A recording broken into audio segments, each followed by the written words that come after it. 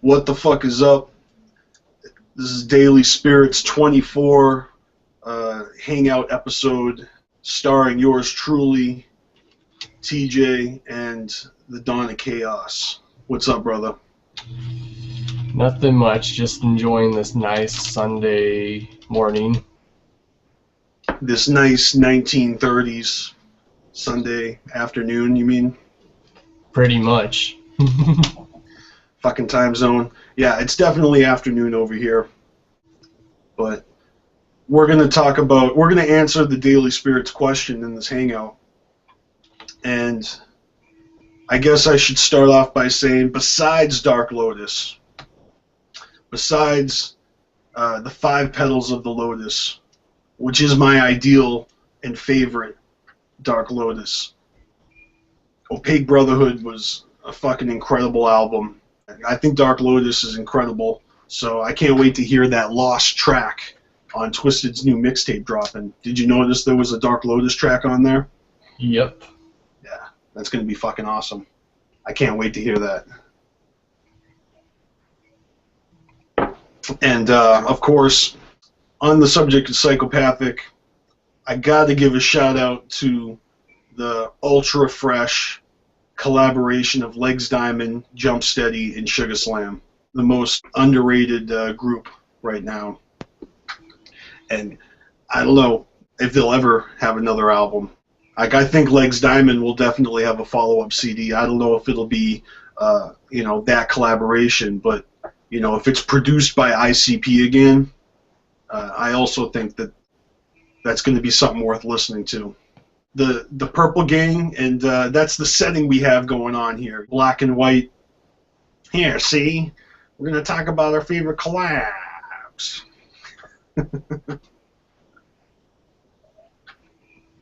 Old-timey music. One of the best collabs that I can think of is the Traveling Wilburys. And that's where you got your Roy Orbison, you got your Tom Petty, you got your Bob Dylan, and you got your George Harrison from that shitty little band that no one really knows of. They're called the Beatles. No one's ever heard of them. But anyways, the Traveling Wilburys' first album is fucking amazing. You gotta check that out, see? No, for real, that's a collaboration I dig. I'm also a big fan of La Coca Nostra. That's, House of Pain, Everlast, Danny Boy, Ill Bill, Slain. Pretty much my favorite out of those dudes' different projects, but I do love Ill Bill when he works with Vinnie Paz, Jedi Mind Tricks. They got a group called Heavy Metal Kings. Fucking love that record. I know they're working on the second one right now. And you've heard these albums, right, Chaos? Well, I've heard songs here and there, but they're actually good from what I've heard. La Coca Nostra's got 2 records out, 2 albums. Heavy Metal King's got 1. One of my favorite verses of all time in hip-hop is from Be Real, Cypress Hill. And it's on the second verse of, I forget what track it is, but it's on Kill Devil Hills. I'm just saying that, Be Real, when he works with Ill Bill, it's always a fire project. And the last hip-hop collab that I can think of right now is the new video that just dropped called God Particle. I think that's what it's called, by Armies of the Pharaoh. That's another one of Vinnie Paz's groups. So, and that's what I got on the hip-hop part. Well, I have a few. Some of them are well-known collabs that everyone might know. Some of them is where 2 different genres of music mix together, like when Run DMC and Aerosmith worked together on Walk This Way. Hell yeah, that was the shit. That video was awesome. Another good example of 2 different genres of music that come together is when Korn, one time they worked with Exhibit, and then the other time they worked with Ice Cube. Okay. I don't know if I've heard those. Just type in like Korn featuring Exhibit, Fight the Power. It was like on XXX State of the Union, which Ice Cube was in. I know that Korn was proud of themselves for doing some dubstep shit, like before dubstep became popular. I don't know, I saw an interview about it. There's another one. Some people may hate me for this, but I don't care because I grew up listening to this group. ICP, working with Fred Durst from Limp Bizkit. Did I ever think I'd see that happen? No, because when I was younger, that's the music that I grew up listening to. I was like, Limp Bizkit and ICP. Holy shit. Bitch better have my money. That's the one, right? Yeah, because I don't care what anyone says, I still love Limp Bizkit, at least their older stuff. I haven't heard any of their new stuff. All right. I remember working, and that All for the Nookie song was all over the radio, and that shit would come on all the time. That was back when Creed was top of the charts. Hey, I grew up listening to Creed.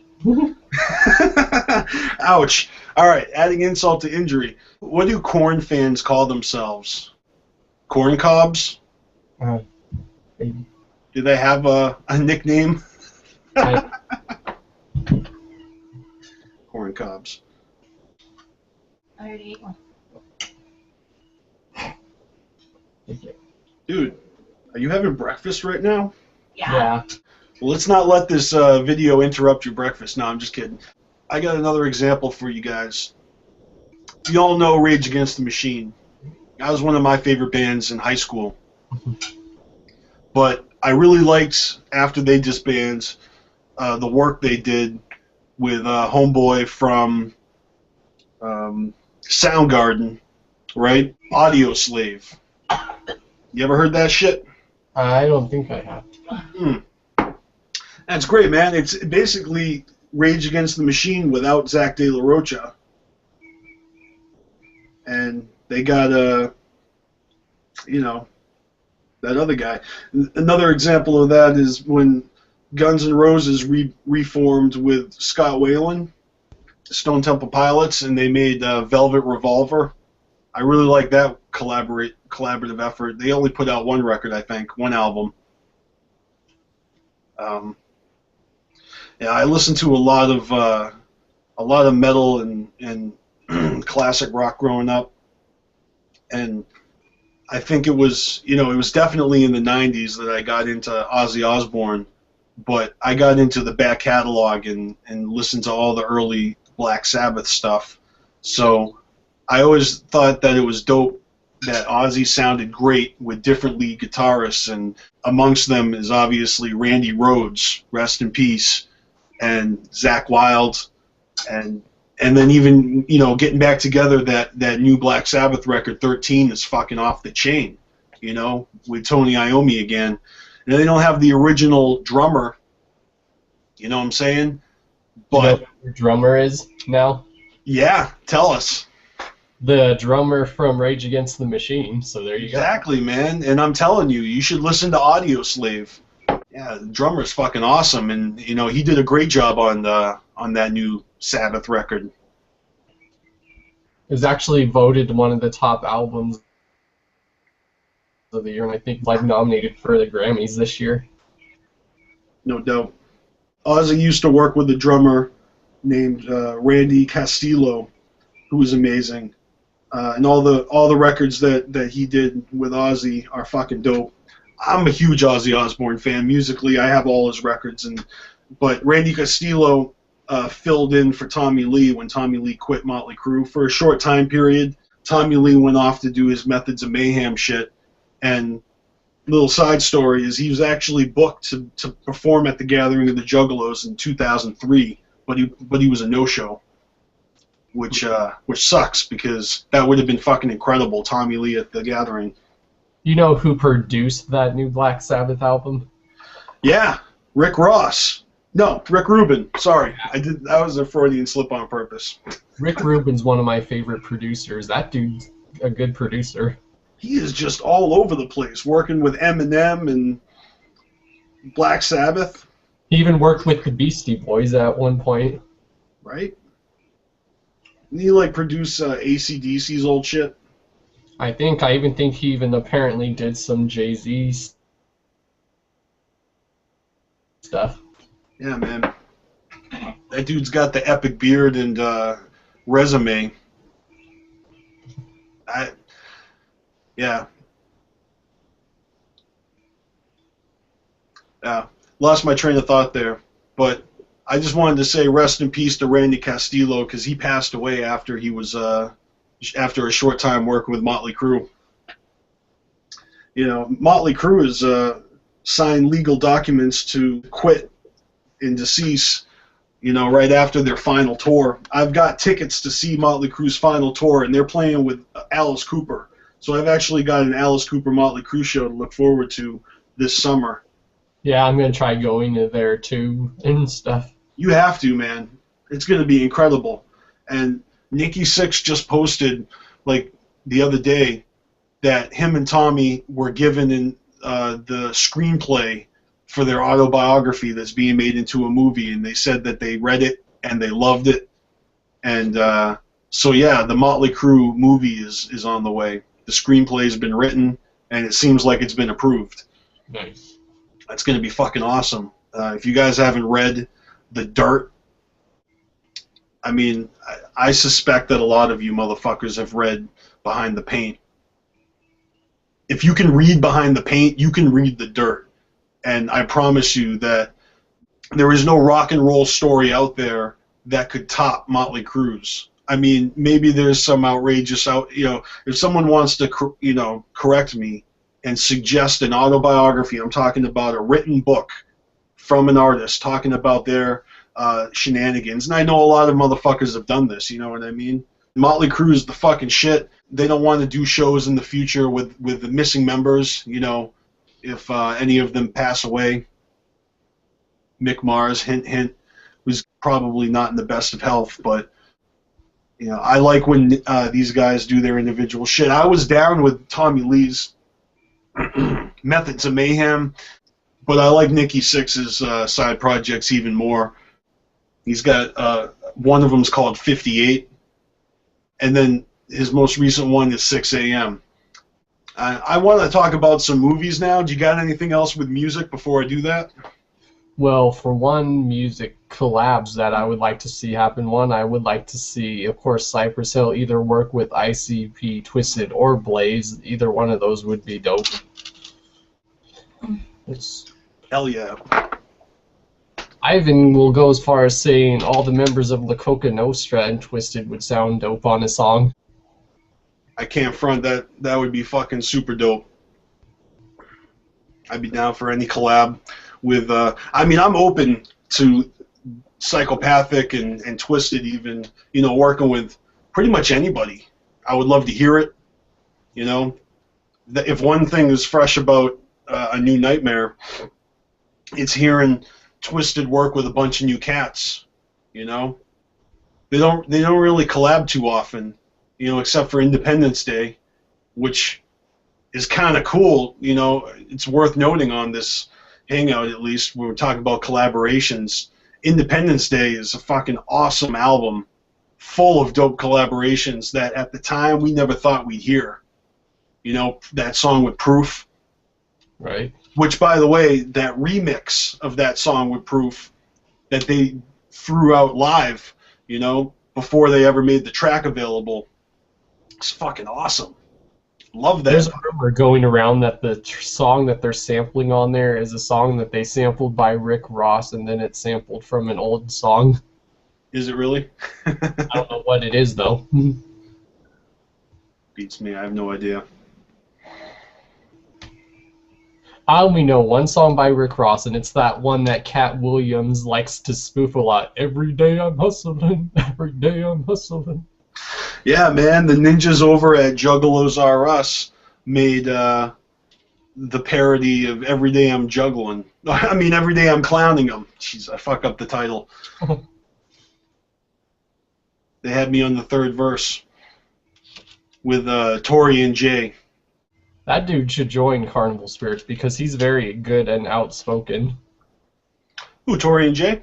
Yeah, because I'm friends with him on Facebook. He's really outspoken. I sometimes feel tell him, dude, you should make a video about that because you're very outspoken. Yeah, man, I agree. You should hit him up, ask him if he's interested. Because I know he wants to get his music out there too, which is good. Yeah, no doubt. I also did a song with him for one of his mixtapes. I'll throw a link for it down below. You got any more collabs? Speaking of collabs, shout out to Tori and Jay, man. I've done 2 collabs with him, and if we can get him on here and share some of his opinions, that would be pretty dope. Talking about a collab on CarnivalSpirits, you know, I guess that's on our wish list. You know, we definitely would be down for that. And again, I got a lot of like director-actor combos in mind, so if you don't have any more music to talk about, I'm going to get into that. Nope, go ahead. All right. So I'm so eager because I'm a huge movie buff, and this is what came to mind first when I heard the topic. I immediately was thinking about how Martin Scorsese has made a string of movies with Robert De Niro, and that combination is just fucking awesome. And then now, years later, it's happening again with Leonardo DiCaprio and all the movies he's made with Martin Scorsese. Everything from Shutter Island and, I don't know, the new one that I haven't seen yet, The Wolf of Wall Street. But so that's the first one that came to mind. Another one is Tim Burton and all the movies he's made with Johnny Depp. I mean, there are so fucking many, going all the way back to Edward Scissorhands.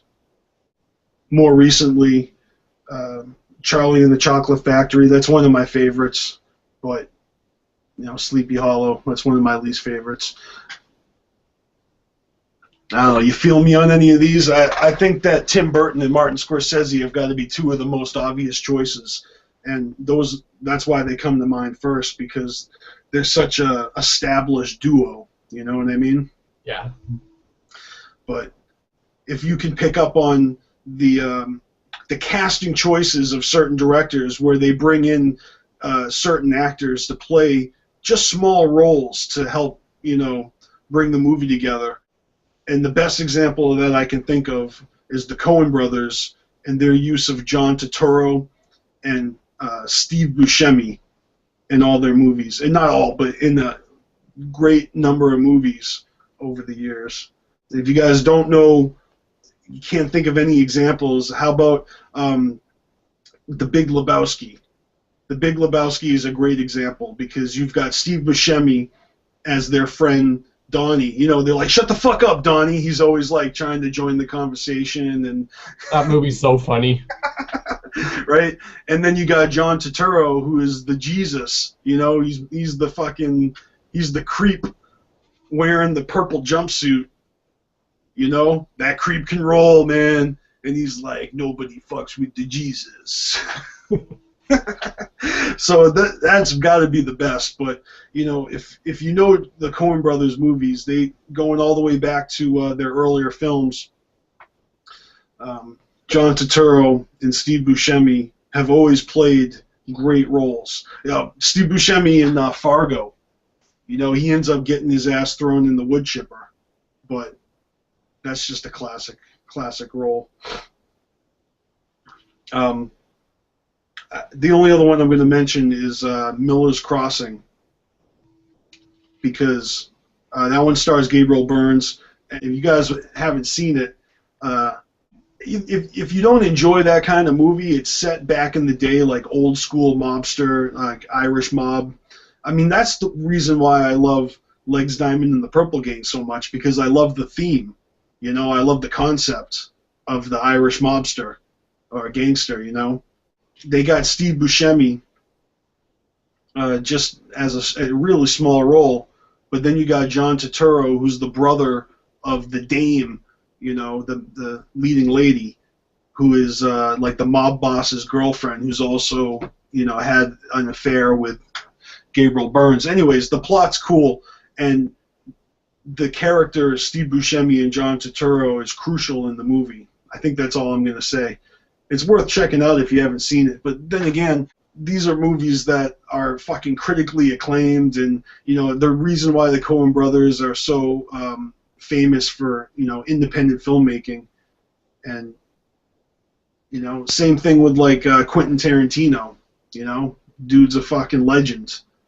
I love how he worked with Tim Roth over and over again. You know that opening scene in Pulp Fiction where he's like, "I love you, honey bunny. I love you too, pumpkin." And then they rob the place. And then at the end when Samuel Jackson and, you know, what's his name?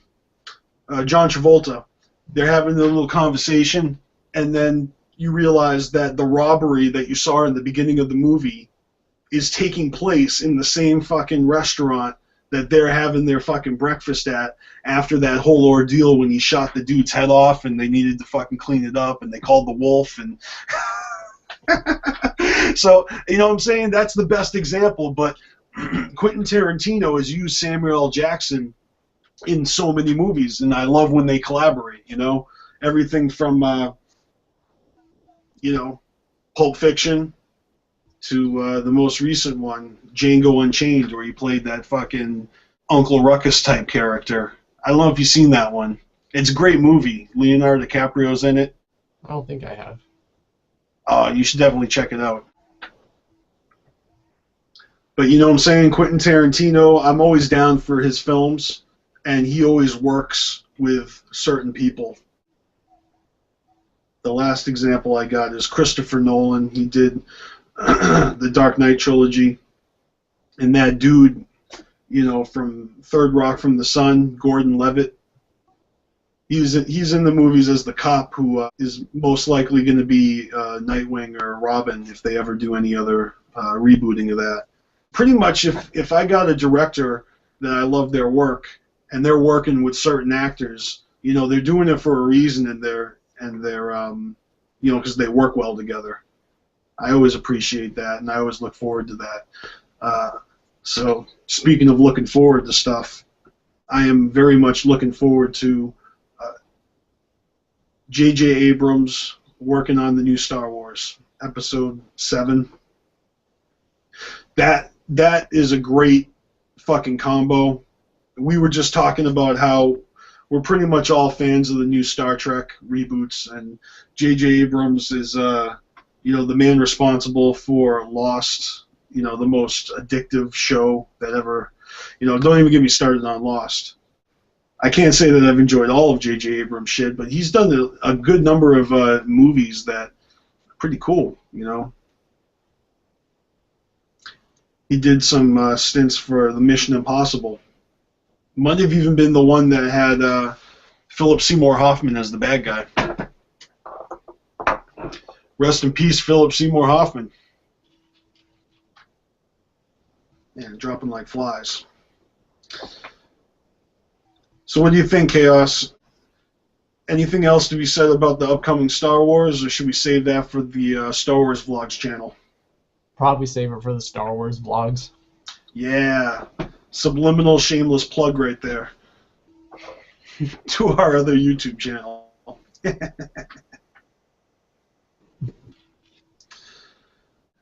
Well, that's pretty much all she wrote on the Daily Spirits tip.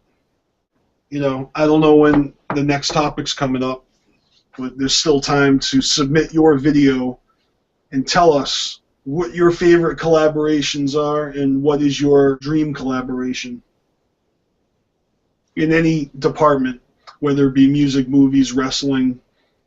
I don't know. Let us know in the comments. Got any final words to take us home, Chaos? Well, collaboration I would like to see in a movie is if they put Will Ferrell, Jim Carrey, Betty White, and the Wayans brothers all in one movie. That would be freaking funny. Holy shit.